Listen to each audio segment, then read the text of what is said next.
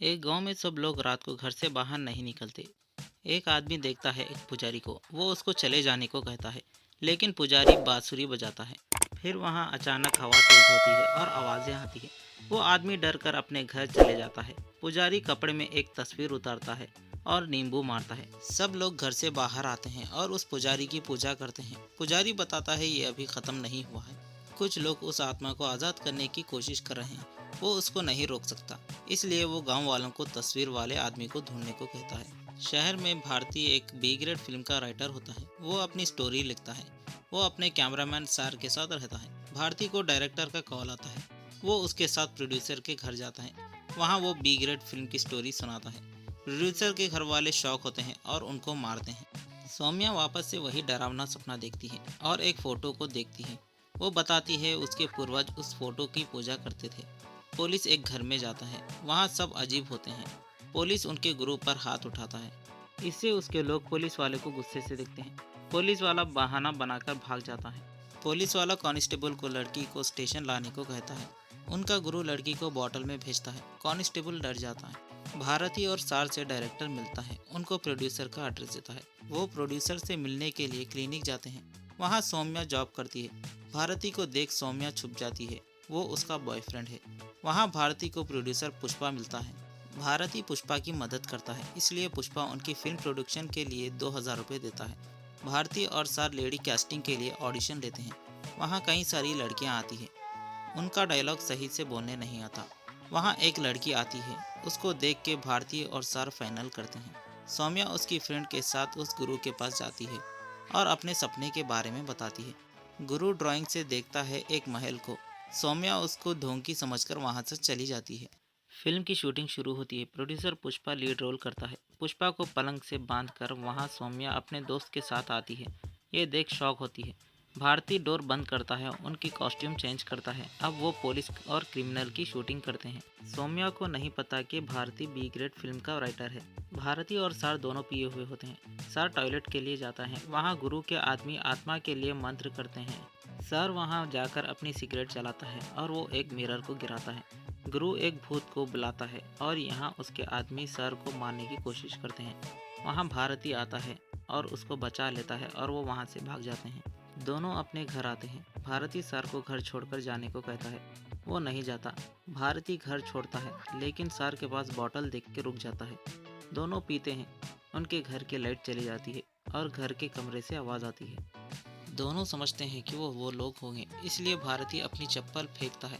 चप्पल वापस आती है और सार को लगती है। भारती फिर से ट्राई करता है। वो वापस सार को लगती है। दोनों करीब जाते हैं। आत्मा सार को अंदर खींचती है। भारती आंख बंद करके सार को मारता है।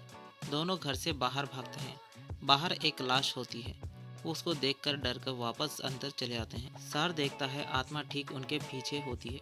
दोनों वहीं सो जाते हैं। वहाँ सौम्या आती है और बताती है कि उसको भारती और सर की मौत का सपना आया था। वो एक बार और चप्पल फेंकते हैं। चप्पल वापस सर को लगती है। सौम्या भारती के मना करने पर भी पास रूम में जाती है। वो वहाँ पर गुरु को देखती है और सौम्या के अंदर प्रवेश करता है। सौम्या दोनों को एनाकोंडापुरम चलने को कहती है। वो उल्टा होती है। दोनों डर जाते हैं और पुष्पा को बुलाते हैं। पुष्पा को सब बताते हैं और उसकी कार से एनाकोंडापुरम जाते हैं। सौम्या कार से गायब होती है। वो उसको ढूंढते हैं। एक आदमी उसको बोलना नहीं आता, उनको आगे जाने से मना करता है, लेकिन वो आगे चले जाते हैं। वो गांव आकर गांव वालों को बताता है कि 3 लोग पहाड़ के पीछे गए हुए हैं।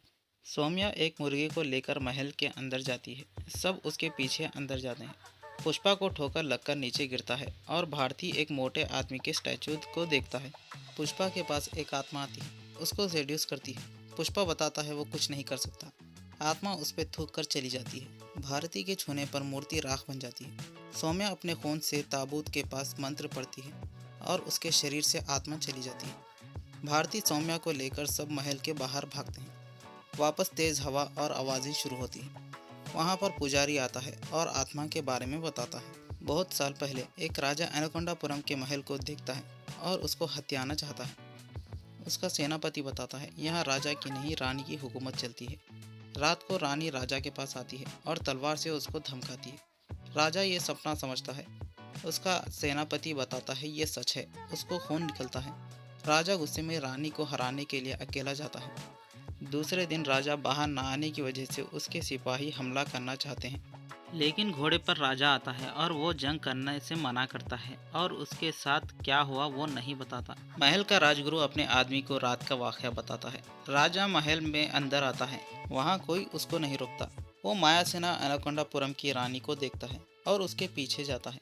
रानी खंदिल बुझाती है। मायासेना राजगुरु को बुलाती है और उसके टक्कर के खिलाड़ी को लाने को कहती है। मायासेना कुछ आदमियों को पकड़ती है। राजगुरु के आदमी को मायासेना की आवाज़ें आती हैं। राजगुरु उसको मायासेना को दिखाता है और बताता है जब भी वो किसी को मारती है तब भी वो ऐसे ही आवाज़ें निकालती है। राजगुरु मायासेना इस तरह से क्यों है बताता है। मायासेना के पिता राजा अय्याश और ठरकी था। वो अपनी बेटी की नैनी को भी नहीं छोड़ता। उसको उस हाल में देखकर मायासेना रोती है और तब से उसको आदमियों से नफरत होती है। मायासेना बड़ी होने के बाद गांव के आदमियों पर जुल्म करती है। राजगुरु के पिता राजा को मायासेना के बारे में बताता है। राजा उसको मायासेना को मारने को कहता है। वो वहाँ से चला जाता है। एक आदमी मायासेना की तस्वीर उतारता है। मायासेना उसकी तस्वीर उतारती है। वो कुछ अलग होता है, इसलिए आगे मायासेना का नाम खराब ना हो, इसलिए सैनिकों को बुलाती है और उस आदमी को तस्वीर की तरह बनाने को कहती है। राजा मायासेना को बुलाता है। खाने के टेबल पर एक बड़ी प्लेट लाते हैं, उसमें राजगुरु के पिता का सर होता है। राजा अपने आदमियों से मायासेना को मारने को कहता है। मायासेना उन सबको मारती है और राजा को भी मारती है।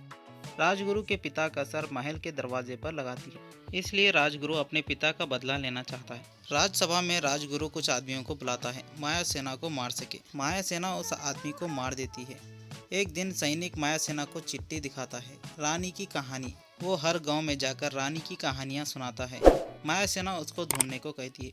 वो वहां से चला जाता है और मायासेना सारे गांव के आदमियों को मार देती है। मायासेना छुपकर उसकी तलाश करती है और एक गांव में वो मिलता है। वो कहानी वाला भारती का पिछला जन्म होता है। वो रानी की कहानी सुनाता है। मायासेना को गुस्सा आता है, लेकिन उसको कहानी और कहानी सुनाने का अंदाज पसंद आता है। वो उसको पकड़ लेती है और अपने रूम में पिंजरे में बंद करके डांस करती है और आगे की कहानी सुनाने को कहती है। वो आगे की कहानी सुनाता है। मायासेना पर कोई भी हमला नहीं कर सकता। वो मायासेना कहानी में मगन होती है और उस पर हमला करते हैं। कहानी वाले को भी मार देते हैं। ये सब राजगुरु करवाता है। मायासेना को मम्मी की तरह ताबूत में जिंदा बंद करते हैं। मायासेना के श्राप से सब बर्बाद हो जाता है। मायासेना को शांत करने के लिए भारत को मदद करना होगा। पुजारी पूजा करता है, उसको कुंवारी लड़की का खून चाहिए, लेकिन गांव में कोई नहीं होता। भारती सौम्या को पूछता है। सौम्या बताती है वो कुंवारी नहीं है, इसलिए वो अपनी फ्रेंड का खून पूछती है। वो बताती है कल उसका बॉयफ्रेंड घर आया था, अब वो भी नहीं है। वहाँ एक बूढ़ी महिला आती है और वो कुंवारी है। पुजारी उसका खून लेकर भारती को महल भेजता है। मायासेना भारती पर हमला करती है। मायासेना भारती को देखती है, उसको कहानी वाला याद आता है और भारती को कहानी सुनाने को कहती है। पुजारी भारती को कहानी सुनाने को कहता है, लेकिन भारती के पास एक ही कहानी होती है, लेकिन मायासेना को वही कहानी चाहिए। फिर वो मायासेना के पास जाता है। मायासेना रो रही होती है। वो उसके चेहरे पर खून नहीं लगाना चाहता, लेकिन मायासेना भारती का हाथ पकड़कर अपने चेहरे पर खून लगाती है और वो कहानी वाले को याद करते हुए गायब होती है, वापस ताबूत में चली जाती है। भारती बाहर आता है और वो जाने लगते हैं, लेकिन पुजारी देखता है मायासेना की आत्मा को, लेकिन वो उसका नाम पूछता है और वो पोजेस हो जाता है। अगर से आपको मेरा वीडियो पसंद आया तो प्लीज़ लाइक एंड सब्सक्राइब ज़रूर कर लेना, और भी वीडियोस आते रहेंगे।